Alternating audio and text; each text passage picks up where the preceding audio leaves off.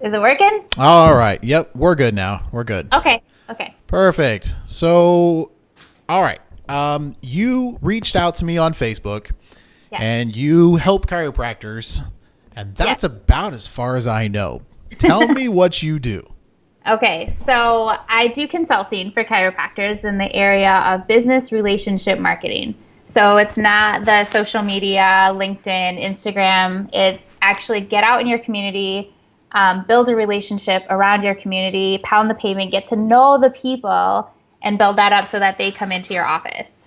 So I started off doing social work. I was a social worker for 12 years. And I was approached by my chiropractor who said, I need a marketing and sales person in my office, and I would love for you to help be that person, which for me, sales and marketing was not my thing at all. But I was looking for an out. I worked in a nursing home, and I was watching people get sick and not have options that like the other areas of health can offer. They wouldn't allow a chiropractor to come in. They wouldn't allow an acupuncturist to come in or even work with essential oils, like little Wow. things. It was, we have to do antipsychotic meds, there's behaviors we have to monitor and things like that. So as my chiropractor kept kind of poking me with it and like, this would be really cool because you're a huge advocate for this generation and you could really get on the other side of this, I thought that's a really good point. If I could help people become healthier on the outside, maybe they wouldn't end up in that situation in there. So I took it on kind of doing that. And I noticed people out in a community building up any industry, doing sales and marketing, were doing it very poorly. So it was very one-sided, very self-centered sometimes, kind of going in with an ask, but giving nothing in return. And so I just realized we got to do something different in this community. So I started shifting how I did sales and marketing and really built the relationships, really took the time to get to know the industries and figured out how I could collaborate first and foremost before any ask was put out there. And usually I didn't even have to make an ask. Usually people were like, hey, don't you work for that chiropractor over down the road? Like I'd really like to get to know them a little bit better. So That's interesting. I You mean think, actually build a relationship with people instead of just market to the masses? Is that what you're yeah, saying? yeah, yep. Wow. That sounds like work that people have to put into it. There is, right? I know you're actually getting to know people and connecting on a whole different level. So yeah, you actually get to explore a lot of areas you never would have before, which is cool. Wow. So you're saying it's not just about having like a $50,000 light up sign. Right. There's It's more actually to it. so much more to this. Yeah. Yeah. I can't tell you how many people I talk to, students, a lot of times, they think that when you get out of school, you just like open the door and all of a sudden you have people flocking to you because you're a chiropractor, and they're in for a rude awakening because, that was me sometimes, when I first started, was that it's just, you just open the door and people will be waiting, like just hang that shingle and Fine. here comes the line. And I'm like, I kept looking out front for the line and it wasn't showing up. And that's, Yeah. so so a lot of times people are, utilizing social media to grow. And a lot of times, like I see chiropractors doing some things that I'm going like, you just want to bang your head against the wall because they're, they put up, quotes and things that other chiropractors understand, but the general public has like zero idea what they're talking about and are probably like, man, that dude's a weirdo, like, because he puts up some of the weirdest stuff. So like, tell me, like, what do you bring to the table as far as like, what do you do? And like, I mean, I'm not asking you for all your secret sauce here, but like, Yeah. like, help me understand what it is, like what your role would be if somebody were to hire you as their Sure. consultant person. Yeah. So typically what I do is I come in and really get to know the office as a whole. So I meet with the doctor and I meet with the team, if there is a team. Sometimes it's just the doctor starting out, and really try to get a grasp on what that vision is, what the mission is, what their pain points are, what areas are they struggling in, what are their goals for the year, what do they hope to accomplish, and what message do they really want to communicate to their community. So we talked for a while about what that is, and once I get a good idea, and usually it's something around staffing is a major concern, staff retention, marketing, how do you do it when you have to treat patients, how do you get out there, the financial pieces of it, and then longevity of a patient, keeping patients long term. Hmm. So those are kind of the main areas. So what I do is we kind of break that into smaller pieces. Like those are big chunks. So how do we make those smaller bites and say, where do we start with this? What's the most important areas? So we identify. So for example, if a doctor said to me, I have all these patients coming in the door, like we're doing these events and patients are coming, but they're not staying. I don't know how to get the retention. So we might look at what's happening behind the desk and what's happening for the patient experience and what's happening where the doctors can't see. They do this great exam and history and physical and report and the patient's sold, but yet they don't make the commitment long term. So we look at why that happens, what kind of conversations need to happen to plant seeds before, because that's relationship building, right? It's not all just pounding chiropractic in. You actually have to build trust. You have to create some emotions, create some connections, show some color of what you're doing before someone's going to be a long-term patient. Yeah, I've seen that a lot where, unfortunately, chiropractors just like to beat philosophy into people's heads. And while, I call it the logical person is going to they're like, some people yes, I get that. This makes sense. I'm in. Yeah. But there's a lot of people who, they don't buy off logic. They buy off of emotion, right? I mean, if I go to sometimes, I'm guilty of if I go look at a car, for instance, I will be the first one to be like, yes, I need 600 horsepower. I don't really need that, but I mean, because I want it. It has nothing to do with needs, but it has to do with wants. And that's where, a lot of people, I think they forget to maybe sell the sauce with it and say, hey, you're not just buying this off of a logical, this makes sense to me. It's I want to play with the grandkids again. I want to, be able to get on the floor and whatever their why is. What their why is. Exactly. Yeah. Have you read the book, So What? Oh, go ahead. It's called So What? Have you read that book? No, I haven't. Okay, so it gives a great example of what you just said. They talk about in that book how you don't go to the hardware store to buy a 3/4 inch drill to buy a 3/4 inch drill. You buy a 3/4 inch drill because you have the need to fill a 3/4 inch hole, or you have to drill a 3/4 inch hole. So it's really why, exactly what you said, why does the patient need us, and why they're not coming in because they want to come in. They're coming in because they have something, a problem that they're assessing us, and they're admitting that they're the ones, or we're the ones that they can trust, and they need to be acclimated through that process with us. Mm-hmm. Absolutely. Yeah. So do you have to be present in an office, or is it something you can actually, if you want to work with somebody, is that something you do remotely like this, on a Skype call or Zoom? Yeah. So I use Zoom a lot. Now I'm learning how to use Skype, thanks to you. And so I do offer my program remote as well. It's awesome to be in an office, and I will travel to an office to see how that whole atmosphere is in their place. But I don't have to be present. We can do it remotely as well. That's really cool. Okay. And so have you noticed, and I'm just speaking from the doctors I've spoken with. I feel like a lot of chiropractors are very in a turtle shell. They're really hard to break out of the office to go do stuff. Not necessarily just because they're quiet or whatever, but maybe a little bit lazy sometimes. They just that idea of getting out into the public and actually doing it, doing something, whether it's a talk or scheduling things, or this fear of will it work or not, which I think pretty much everyone has that fear about anything they're doing, really, at the beginning anyway, and kind of sometimes even motive, and I mean there's a lot of different fears. But what do you find? What have you found is the main thing that chiropractors kind of have to get over to be part of the community? I've seen it on a couple of different spectrums. I've seen that they don't want to. I don't have time to get out there and do it, which that you do. You make time for what you value. I've seen it where they're entitled. Some are entitled. I shouldn't have to go do that. I'm running a practice, right? And then there's some that really want to do it and they go out and do it and they grind it, but they're terrible at it. So I feel like what they have to get over sometimes is knowing it all. You don't have to have all the pieces to it, because you need to meet people in the space that they're in. So if you are looking at this big picture of, I have to do this many events and I have to bring in this many people and I have to hit this many lunches and do this much, then it's too big of a picture to see it all. It has to be Yeah. broken down to smaller pieces.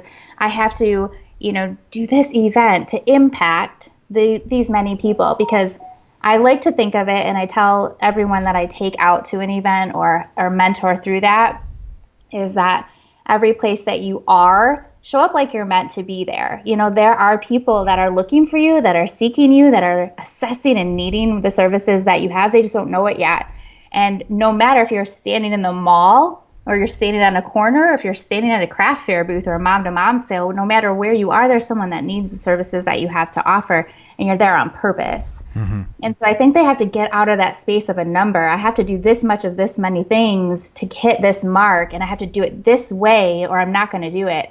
Just get out there and meet people. Just like go talk to someone and like connect with them in their space that they're in. Mm-hmm. And automatically those people start realizing you're authentic, you really care, so I'm not a number, Right. and are more likely to come in. Right. Yeah. No, I can see that a lot, because I think a lot of times, even early on in many coaching things that I have been a part of over the years, there's always a script that goes along with it. And I absolutely can't stand it, because that's nobody. I mean, I think even when I've been given a script from someone else, if I'm walking into a business and you can tell it's like, I don't know, I guess maybe I can sniff out some BS sometimes, and sometimes you can just go, I'm not into this. I just feel like I'm being sold to, and nobody wants that. I mean, I like to buy stuff, but I don't want to be sold to. I want to feel like I need this.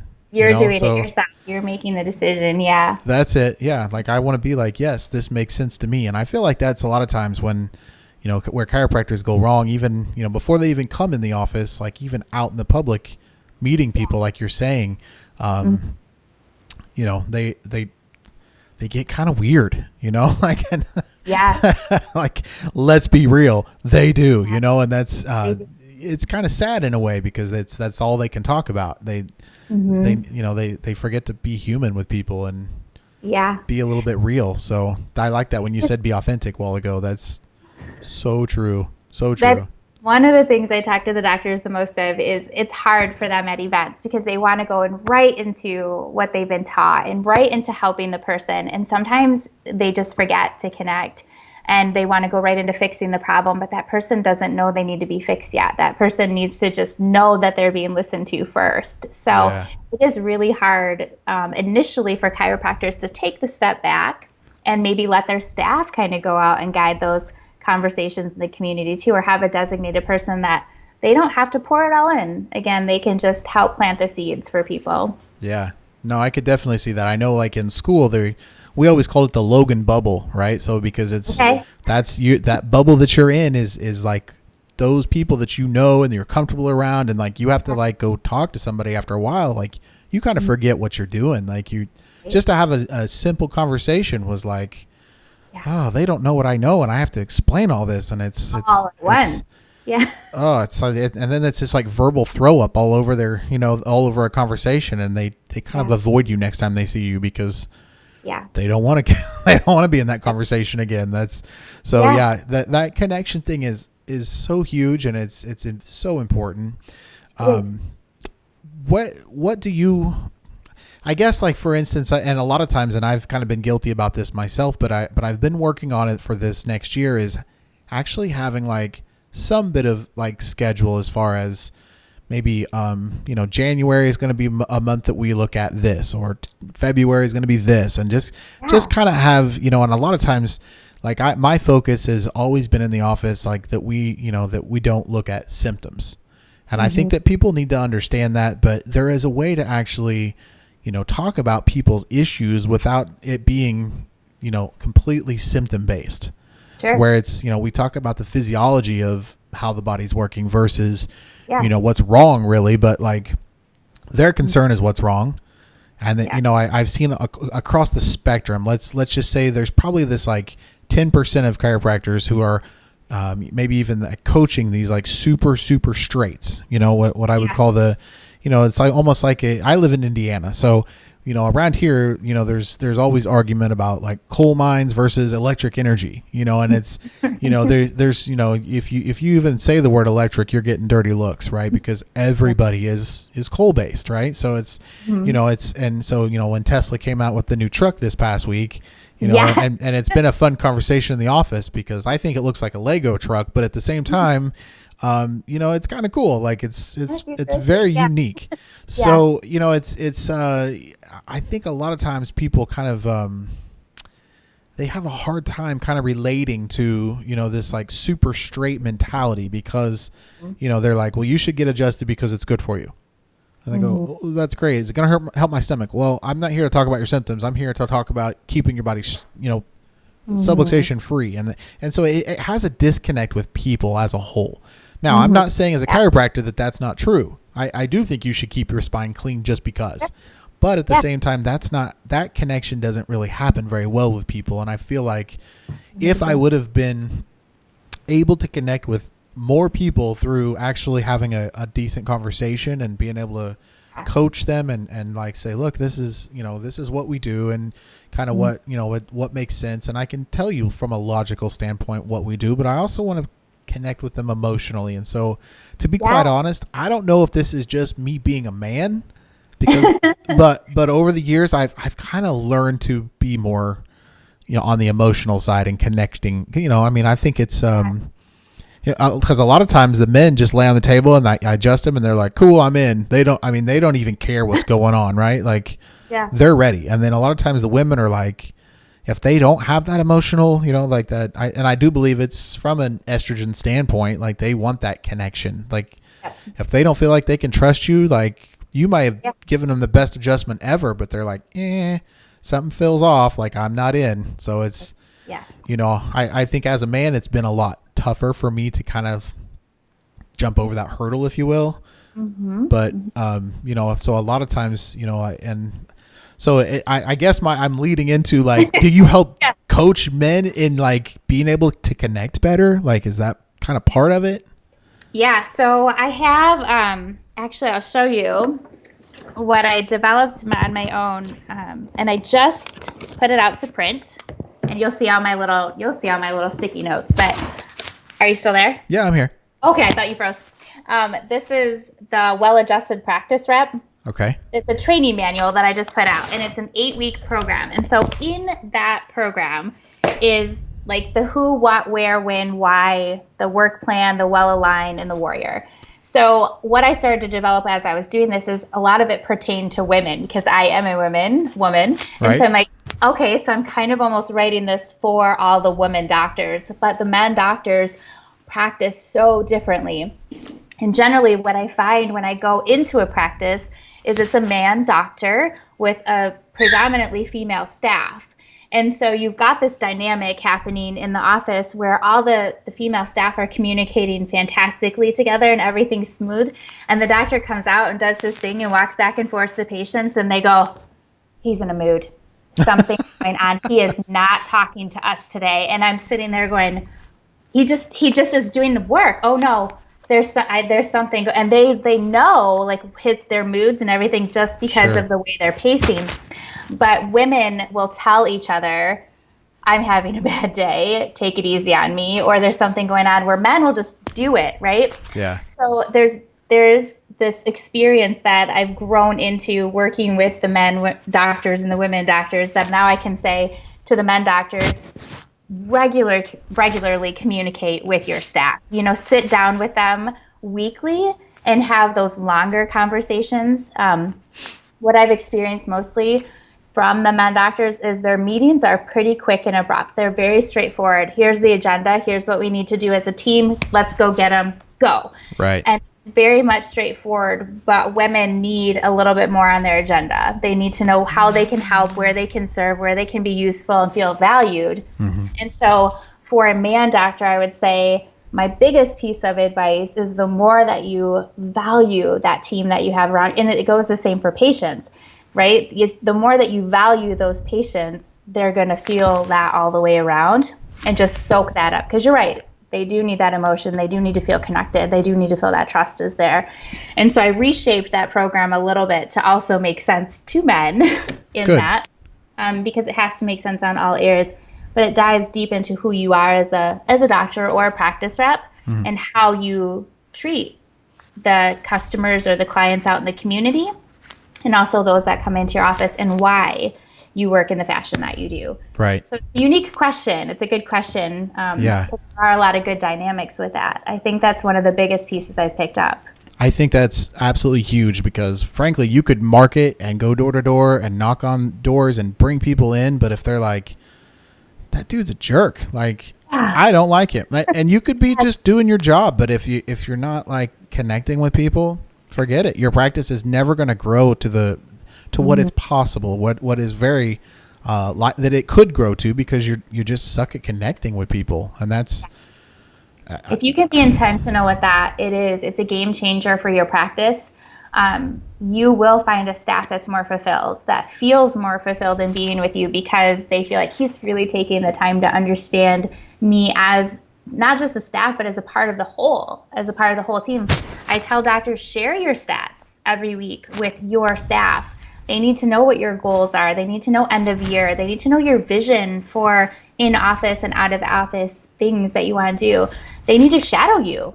I tell doctors, take your staff around, rotate it and have them shadow you, because not only does it help them see how you treat over and over and over, but it gives them testimonies to share out in the front desk too. So as new patients are coming in and they're feeling a little apprehensive, they can help them, meet them in that space of, I just saw, so-and-so came in, and obviously you don't share names, but I just saw someone was treated with the same type of migraines that you're experiencing, and they just had the most amazing adjustment, and I got to see it. So that's super cool, and you're gonna love your adjustment. Yeah, so yeah. wrap around it. Yeah, I like that, because if they don't know what's going on, they're just there to get a paycheck, and that's right? and in all honesty, you can feel that. I mean, I've literally had people like my wife and I, when we first started, she was the front desk. And like people could walk in and they're like, everything okay here? And you're like, because it's like, yeah, things are fine. And they weren't fine. I mean, we just like every couple, we had our like disagreements. And of course, now she doesn't work with me and I love her, but thank goodness she doesn't work for me, because holy cow, that would not go very long. I mean, so I have a front desk girl that it's good now, but it's kind of funny because that people can walk in and like feel it and they can see it. And it's, if that front desk person is not energetic a little bit and they're like doing that, then that connection goes down. So it's finding that right person is huge too. So that's a very interesting point that you, I mean, maybe didn't indirectly brought up, but I mean it was doing that. yeah, right. No, you did good though. That was great. So that's really interesting. So the connection is probably one of the biggest pieces of the puzzle that we've been talking about. Do you, as far as a marketing calendar, I guess, is that kind of part of what you're doing too? Like for those of you listening, we didn't even really talk before we started this. I didn't even know we were going live. Yeah, just kind of like, let's do this, man. This will be fun.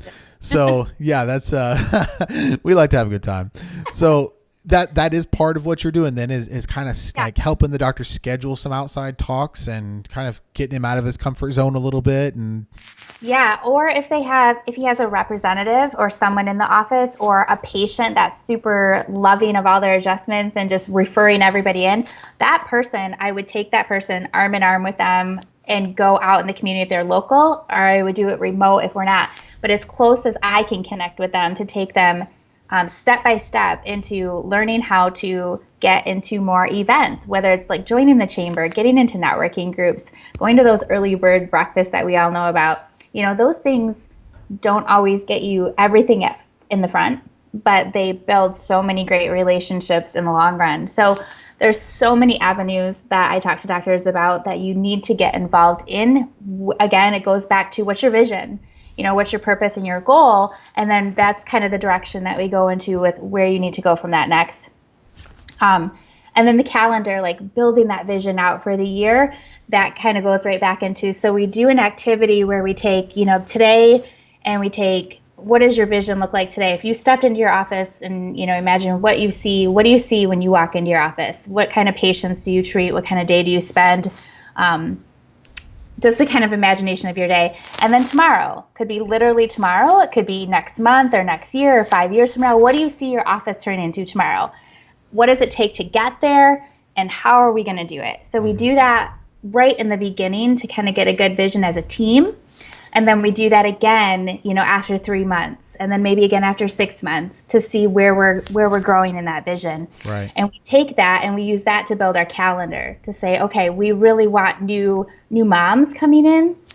Then great. This is where we need to spend our energy marketing and putting our sales and driving our connections and building those relationships in those mom arenas, right? And how do we do that? Right. That's really cool. That way you have some purpose in figuring out what direction you're going, not just like going, we want this, but we don't really know what we want or where we're going. But it gives you some concept of where, you need a road to drive down, not just the entire town and pick a road, it's.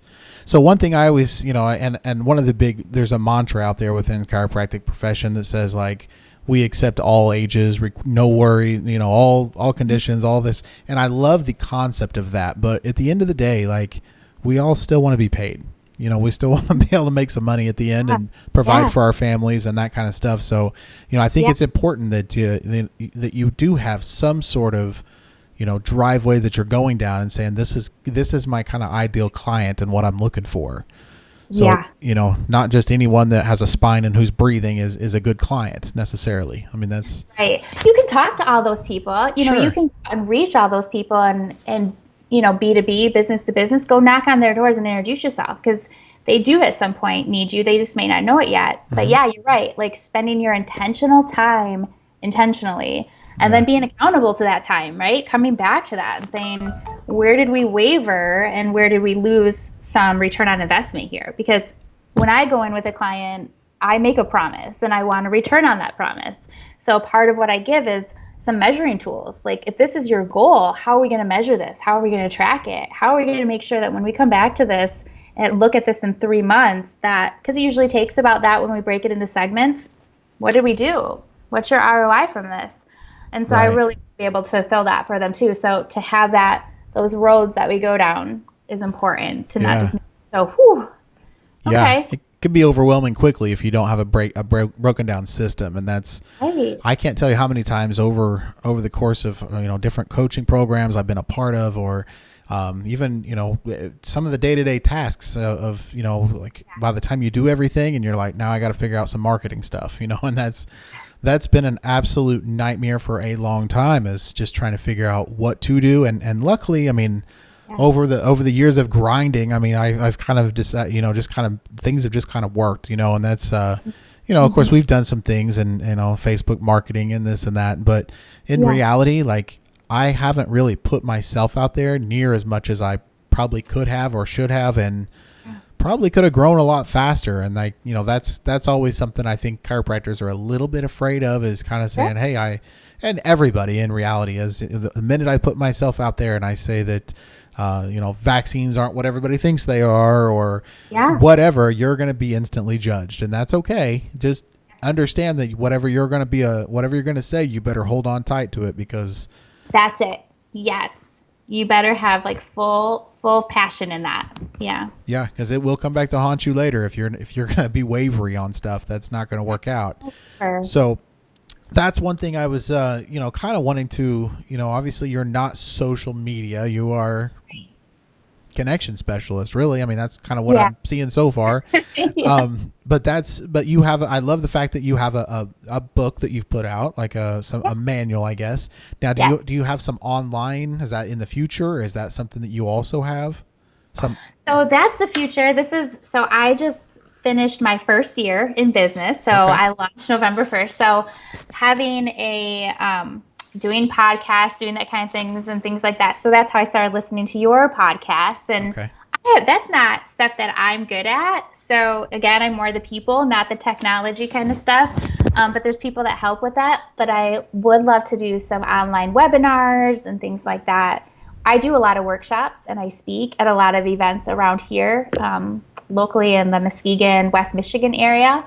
So those are kind of taking up the most of my time. And I do a lot of on-site training with my teams right now. So Very that's kind cool. of what the strong areas are right now, where I spend the most of my time. I got you. So Yeah. if somebody was listening to this podcast, or maybe if I did this right, we have video. I'm not sure yet. Okay. But if somebody wanted to work with you, can you explain how that might work? Yeah, so what I'd like to always do is set up a consult with someone. So I'd sit down virtually this way or on the phone or in person, and we talk about their office a little bit. And I would want to spend an hour or two just kind of breaking that down. What does that look like? What is, again, your vision, your goals, and things like that. And then we determine if we're a right fit for each other. If I have something that, it can be beneficial to the practice, what does that look like? How much time? How much investment? What's the return of investment kind of things look like? And then typically we kind of lay that out, so I go home, I put it all together, I put a proposal together and say, here's what I heard you say that you needed, the time frame that we're looking at, here's the investment it would take, here's the ROI that I can get you from that. And we go over that again together. We'd meet back up and go over that. And then from there, we sign a contract for a month or 3 months. I have some clients that are on their first year with me. They've gone the whole journey with me. I kind of have the same philosophy where, we're going to start off with your pain points, just like a chiropractor. We're going to work on those pain points, and then we're going to move into stabilization, right? So we're going to kind of lessen the services over time, but I'm not going to leave you if you don't want. I'll still kind of be a part of your team to assure that everything works and is maintaining the way we wanted it to go. And then maintenance over time, right? So you've got your stabilization, your wellness, and then you've got your maintenance, where I can come into an office or virtually touch base once a month. I can do an audit, we can do some team building. There's all different kind of pieces just to, keep the pulse on what's happening and making sure that everyone that had roles and objectives and things that they were supposed to be doing is still doing their things. Yeah. Things. That's really cool. So most of the doctors, I'm going to guess, that hear this, that do kind of a membership program, I would venture to say that probably 80% of them are kind of on their own in their office, or they have very few staff members. Yeah. Working with someone that's, maybe on their own for the most part, or maybe a part-time girl, something like that, is that something that they're still able to utilize outside talks and I don't know, like if it's lunch and learns and it's, that kind of thing, is it still, I guess, how is it that they're able to, like for myself, I'm going to use myself as an example here. Like my office is kind of at a point where we stay pretty busy most of the time. And I mean, there's always some room for some new patients, but we're not at a point where we have to like do a whole lot of marketing and stuff anymore, but it's always nice to have some new blood coming in through the front door. So if someone were to get busy enough where they need to hire someone in and like continue that building, is that something that you're capable of kind of guiding that process, I guess? I mean, that's kind of the ultimate goal, I think, for most chiropractors, is to be able to grow and keep growing. I mean, I don't know anybody that wants to be kind of like a stagnant pond. I mean, I don't think that's, I mean, I'm sure I know there's a few guys that have, basically said, I don't want to grow anymore. I'm good, which is fine. I mean, if that's where you're at, that's awesome. But I mean, I think there's so many people and so many sick people out there that, unfortunately, I've kind of come to the realization that I don't think most people really know how to take very good care of themselves. And it's not their fault. They've been raised in a way that's, wait till I'm really sick and then go to the doctor and he gives you cocaine to feel better. And I mean, whether it's cocaine or drugs or whatever it might be, I mean, you do feel better, but that doesn't mean you're any healthier. So unfortunately, that's kind of where I would say the majority of healthcare thinking is really at. And so it's, there's a lot of sick people out there. I think there's a lot of untapped market, if you will, as far as, people that need the services and maybe not realize it, but I've always found that to be kind of a getting out in the public and actually doing talks. We did a lot more of those in the beginning, and then as things kind of start getting busy, we kind of went but not to say that we can't continue to do those and grow our practice, but tell me more, if you can, about how that could work. So there's a couple different components to that. So one is, let's say you, the doctor, wanted to get out into the community and be that marketing person, be that representative, and show the community what you do outside the four walls. Mm-hmm. So then I would work with you directly, the doctor, and introduce you to the community in a sense, get you involved in the areas that you need to be involved, talk about the areas such as if you want to do lunches, how do you do those different? How do you do them authentically in a way that nobody else is doing them? Because they've been done a lot of times, and sometimes people have a stale taste of how they're done. So how do you go in and collaborate instead of just bring a lunch and do some spinal scans and close? How do you actually build a relationship with people enough that they really want to like engage in your office? So how to do those different, how to get involved in the right events so that you're not spending every evening and every weekend out away from your family after you're treating patients all day long. Right. How do you be, again, very intentional with those types of events? And a lot of that can come from conversations with your patients, you know, where they work and where they spend their time. So they're already have that great, this is my doctor and he rocks kind of feel that they're going to bring into that for you. If you have a practice representative that you have that's specifically for the marketing, that's where I would take that person out and engage them in those kinds of things and go through that program with them on how to build that community around you and represent you that way.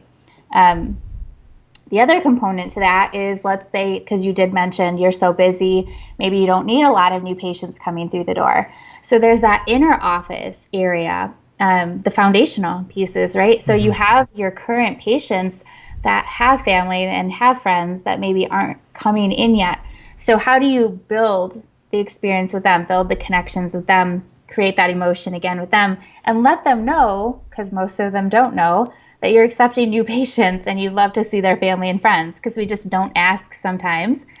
They're the most comfortable with you always and anyway, so having some sort of way that that conversation is trained on, again, to be authentic and not scripted, right? It's a natural flow, a connection with the patient. You've been listening long enough that you know their daughter has recently started wetting the bed, and that could be a chiropractic thing, and you've never seen the daughter, but yet she comes in every time with mom. You know, how do we, hey, you know what, maybe Doc should just spend a little bit of time with Gabby today and get to see what's going on with her. I noticed you had said this was happening. I know he'd love to check her out while you're here today.